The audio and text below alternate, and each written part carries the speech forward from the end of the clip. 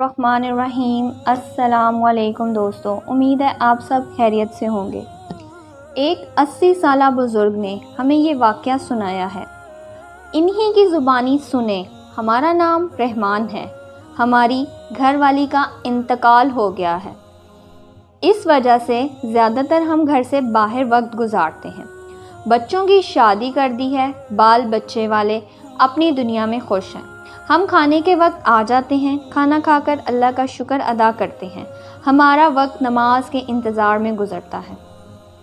اکثر عصر پڑھنے جاتے ہیں تو عشاء پڑھ کر گھر آ جاتے ہیں۔ اسی دوران کچھ جان پہچان والے دکانداروں سے بات چیت میں وقت گزرتا ہے۔ اذان سن کر نماز کی جانب دوڑتے ہیں، پھر اگلی نماز کا انتظار میں وقت پاس کرتے ہیں۔ مسجد کے مؤذن کی غیر موجودگی میں اکثر اذان بھی دیتے ہیں۔ مغرب سے عشاء تک ہم کبھی کبھی ایک چائے والے کے پاس بیٹھ جاتے ہیں۔ ایک دفعہ یہ ہوا کہ ہم بیمار پڑ گئے اور 3-4 روز تک مسجد نہ جا سکے۔ بڑی ہمت کر کے گھر سے باہر نکلے تو چائے والے نے پوچھا کہ چچا کہاں تھے، نظر نہیں آئے اتنے دن۔ تو ہم نے اپنی طبیعت کا بتایا کہ جسم میں جیسے جان ہی نکل گئی تھی، بھوک پیاس نہیں لگ رہی تھی، بس سوتے سوتے وقت گزر رہا تھا، بڑی کمزوری ہو گئی تھی۔ دوا بچوں نے لا کر دی تھی مگر کچھ فرق نہیں پڑ رہا تھا۔ ابھی بڑی ہمت جمع کر کے گھر سے باہر آئے ہیں۔ چائے والے نے ہمیں غور سے دیکھا اور کچھ پڑھ کر خاموش ہو گیا اور تھوڑی دیر بعد بولا، چچا تمہارے اوپر تو شرارتی جن کا اثر ہے اور یہاں آپ کو پریشان کر رہا ہے۔ ارے جن کا ہم پر کیسے اثر ہو گیا؟ ہم گھبرا گئے۔ پھر پوچھا، تم کیسے بول سکتے ہو کہ یہ جن کا اثر ہے اور یہ ہم پر آیا کیسے؟ وہ کچھ پڑھ کر دوبارہ خاموش ہو گیا اور کچھ دیر بعد بولا، چچا یہ بول رہا ہے تم اس کے راستے میں آ گئے تھے، اس لیے تمہیں تنگ کر رہا ہے۔ ارے ہم کو کیا پتا ہم کب اس کے راستے میں آئے؟ ہم نے بے یقینی کے انداز میں جواب دیا، دیکھو چچا میں آپ کو سمجھا نہیں سکوں گا، ہم اس کو آپ پر سے ہٹا دیتے ہیں، اب یہ آپ کو تنگ نہیں کرے گا۔ یہ بول کر اس نے کچھ دیر پڑھائی کی اور ہم سے کہا کہ اب یہ نہیں آئے گا، بے فکر ہو جائے۔ اس رات جب ہم سونے کے لیے بستر پر لیٹے تو بدن ہلکا لگ رہا تھا، پہلے سے اچھا محسوس ہو رہا تھا، مگر جب آنکھ کھلی تو کسی نے ہماری چارپائی ہلا کر ہم کو اٹھا دیا اور آواز آ رہی، تم ہمارے دشمن کے پاس کیوں گئے تھے؟ 4 موٹے موٹے لوگ نظر آ رہے تھے، 4 موٹے موٹے اور انتہائی خوفناک شکل والے لوگ ہماری چارپائی کے گرد گھوم رہے تھے اور بہت غصے میں تھے۔ ہم نے ان سے پہلے ایسے لوگ نہیں دیکھے تھے، اتنے بڑے خوفناک، ڈرا رہے تھے۔ ہم جان گئے تھے کہ چائے والے نے صحیح کہا تھا، جن کی شرارت ہے اور یہ لوگ جن ہی تھے۔ اتنے طاقتور اور خوفناک انسان ہم نے اپنی زندگی میں پہلے نہیں دیکھے تھے۔ ہم ڈر کے مارے آنکھ بند کر کے لیٹتے تھے، اب تو نیند ہم سے کوسوں دور چلی گئی تھی۔ ہماری چارپائی کو پھر ہلا کر رکھ دیتے تھے۔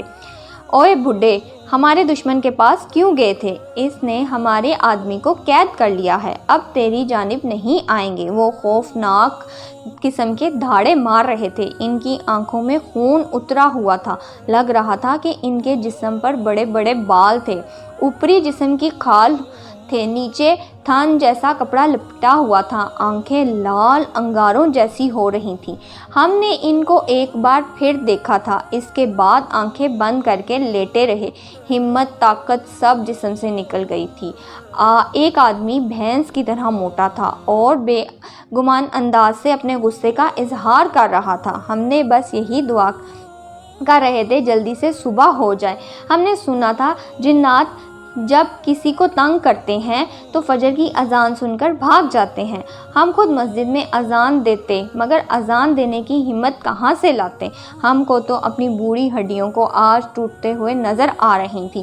پوری رات دھمکیاں دیتے ہوئے گزر گئی، آنکھ بند کیے ایک بار نیند کے آغوش میں چلے گئے تھے، مگر بڑے کم بخت تھے، فوراً ان کو پتہ چل جاتا تھا اور چارپائی ہلا دیتے تھے۔ خدا خدا کر کے صبح ہوئی، اذان کے ساتھ ہی وہ سب غائب ہو گئے۔ ہم نے اچھی طرح آنکھ کھول کر چاروں طرف دیکھا، کوئی نہیں تھا۔ اطمینان آیا، اسی اطمینان میں آنکھ لگ گئی اور سو گئے۔ 12 بجے سو کر اٹھے، مگر رات والا واقعہ یاد آ گیا تو سکھ چین سب گیا۔ جلدی سے اٹھ کر بہو کو ناشتے کا کہا، منہ ہاتھ دھو کر نامکمل سا ناشتہ کیا اور باہر نکل گئے۔ بڑی بے قراری تھی۔ چائے والا شام کو آتا تھا، اس کا گھر تو ہم کو پتہ تھا، مگر وہ دن میں نوکری کرتا تھا، ملاقات شام کو ہی ہو سکتی تھی۔ ایک دن اس بات نے تو پکی ہو گئی تھی کہ ان جنات سے لڑنا آتا ہے، اس لیے دیکھ کر ہمیں بتا دیا تھا یہ جنات کی شرارت ہے۔ ہم دل ہی دل میں اس کا مذاق اڑاتے تھے کہ یہ کون سا عالم ہے۔ سارا دن ہم نے بڑی بے چینی سے گزارا، کچھ اچھا نہیں لگ رہا تھا۔ ایک انجانا سا خوف ہمارے دل و جان میں اتر گیا تھا۔ رہ کر رات والے مستنڈے نظروں کے سامنے گھومتے جاتے تھے۔ یا خدا، یہ مصیبت کیسے ہمارے گلے پڑ گئی تھی۔